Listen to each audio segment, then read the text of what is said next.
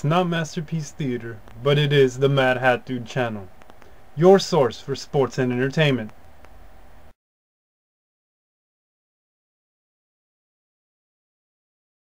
Okay, now big week for the fringe sports this past week.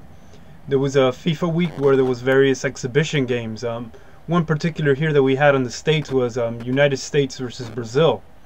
Now, recapping the game, the United States started off really well with a first 10 minutes that were just very strong with lots of attempts, lots of shots at goal, and none really went in, but there was very dangerous opportunities.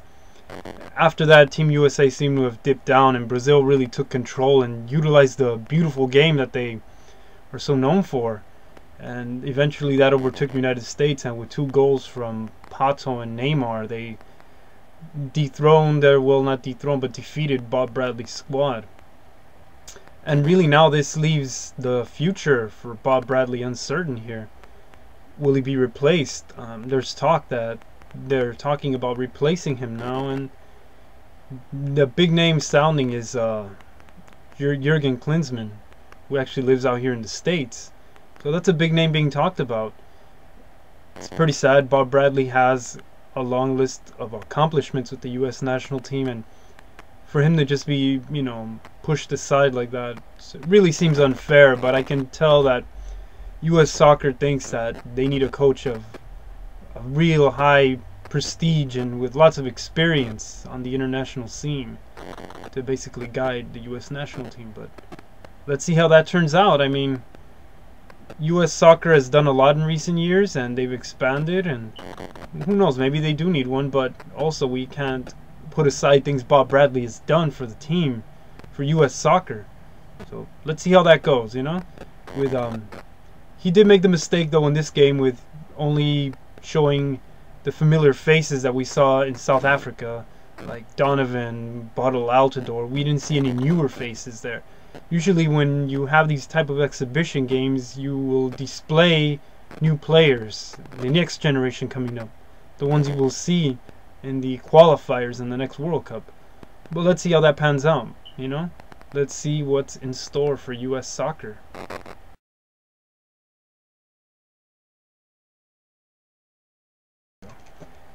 Now, the game everyone was waiting for was the debut of the reigning world champion Spain. Now, Spain had a game with Mexico in their famous Azteca Stadium. Mexico celebrating their bicentennial and wanted to celebrate with a game against Spain. Now, be that as it may, it's a bicentennial. It's Spain's first game as world champion. Both teams really did cruise the game. Spain in the first half playing at half speed, and then Mexico in the second half with strange substitutions.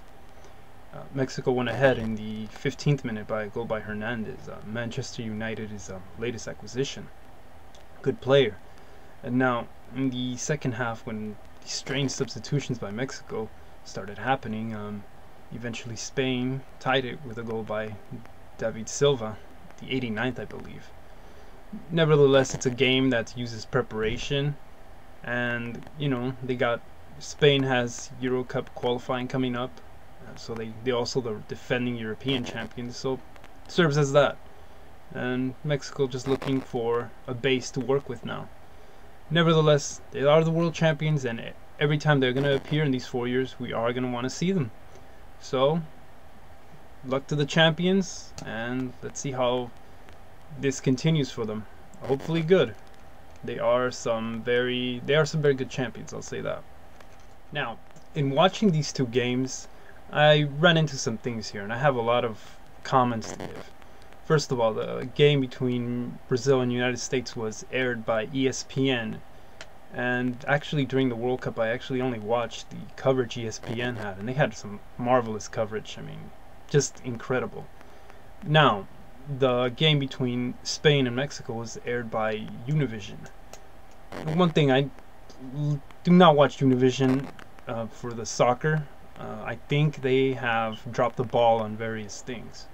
Now, ESPN's coverage has enough time to show a brief intro, then talk about the game, and then they show pre-game festivities, national anthems at that too. Then, on the other hand, Univision's coverage is just terrible.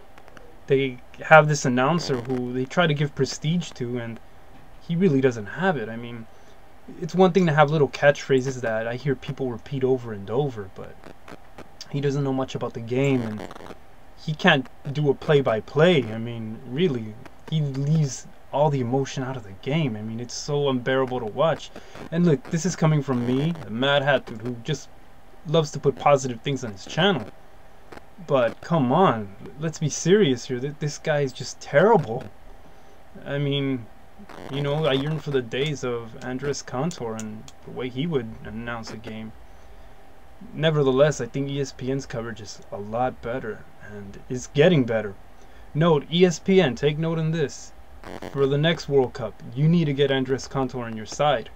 If you do that, you will ultimately have all the ratings. You need to do that. Seriously, he has experience when he did that for the Sydney Olympics for the soccer.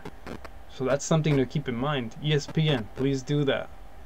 Okay, so ESPN's coverage, awesome. Univision, just lagging. They're so far behind now.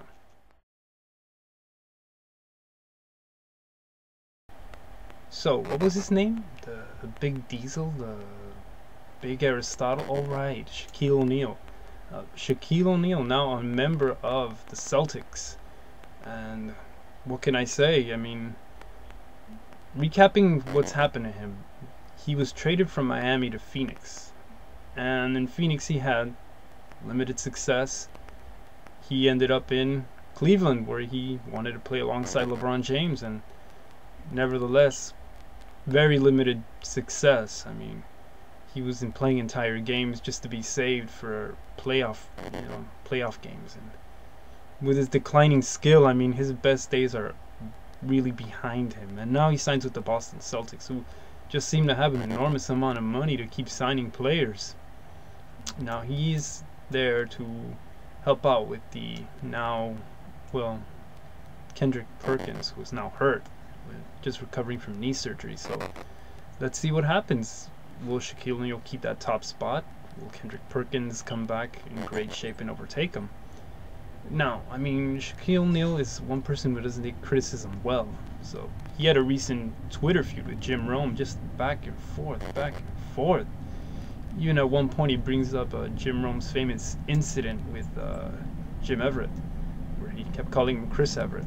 Now, really, maybe Jim Rome's just pointing out the obvious, that Shaq's in the decline of his career.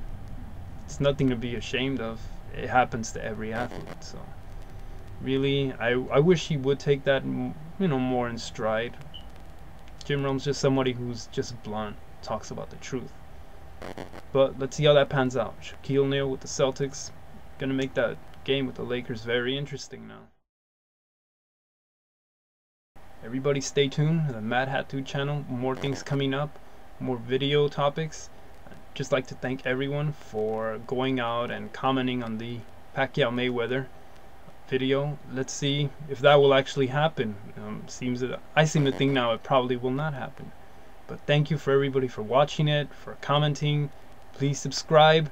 There are more things coming for this channel, so see you.